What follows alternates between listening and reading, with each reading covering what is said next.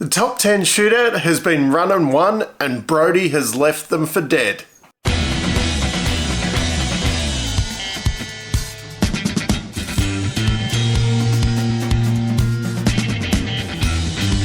What a lap by Brodie Kostecki. I am speechless on that one. But first things first, I did get to watch some Super 2 today. Kicking it off in qualifying with Aaron Love. Just wanted to go one better than Declan Fraser by the looks, and destroyed his Blanchard Racing Mustang. They did plan on getting that out for the race, but decided against doing a rush job, considering his time was going to be disallowed and he'd have to start from the back of the field. And then they're trying to focus on the race tomorrow. But Zach Best was setting the pace with fastest Super 2 lap around the mountain. A 2:04.7 in qualifying. He was looking really good until he jumped the start. Basically he was looking like he was going to win at one point when Zane Morse broke down, but Kai Allen brought the gap down enough. Zach ended up finishing second, and Kai Allen ended up taking the overall victory for the weekend. There was a couple of practice sessions for the main game. The big issues today, Jack Perkins was out of the car early with steering issues after Will Brown hitting the wall yesterday, and Tyler Everingham spent some time out of the car after Declan Fraser's crash yesterday, so the repaired cars needed a little bit more work on them. Hill and Robotham, their car was out of the session early with a clutch issue. They seemed to get that fixed and were back out for practice 6.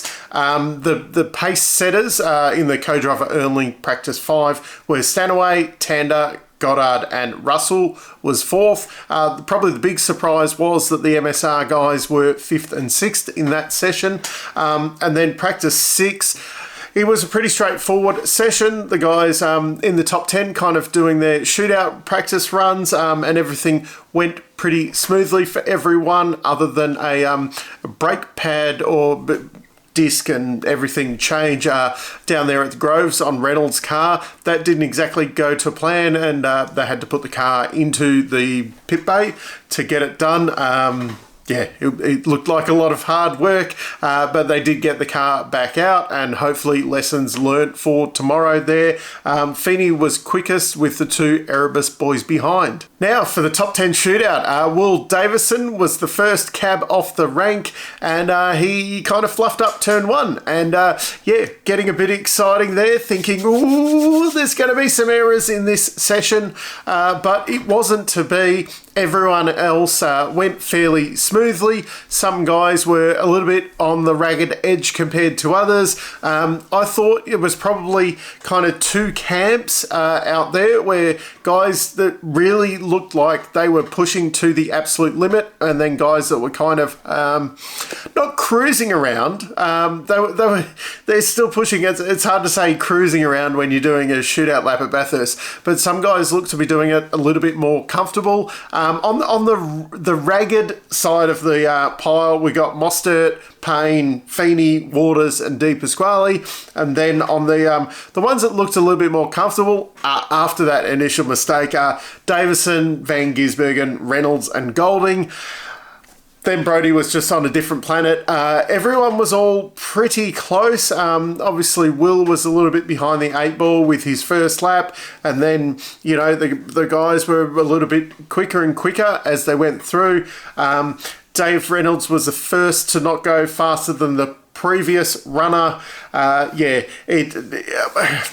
It's all just mathematical now. Brodie went out there and went half a second quicker than everybody else, just kind of stamping his authority on the rest of the weekend. The starting grid now for Sunday will be Kostecki, Feeney, Waters, Golding, Di Pasquale, Van Gisbergen, Reynolds, Payne, Mostert and Davison. After we were getting so excited about Matt Payne's, he was 3rd out, and his lap looked very impressive when he went about 0.6 of a second faster than what Chaz had.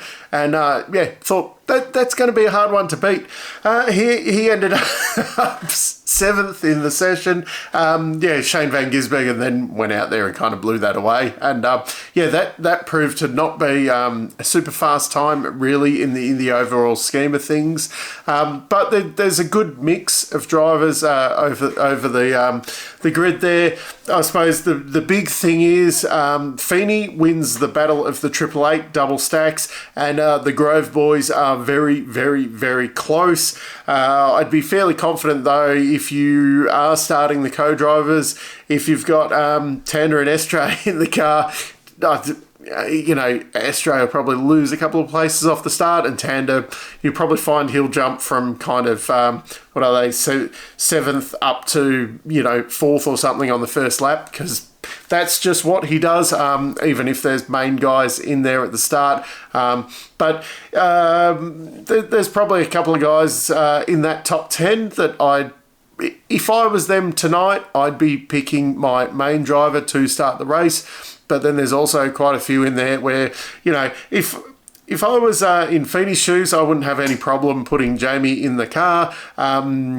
Dave Russell's been looking very good all weekend and pretty much taking the fight to Jamie Whincup as well. So I think we're going to see a big fight tomorrow between the 88 and the 99 cars. Pending any disasters, I think now the battle is between them. Unless there's no double stack issues, I think then Van Gisbergen's probably going to...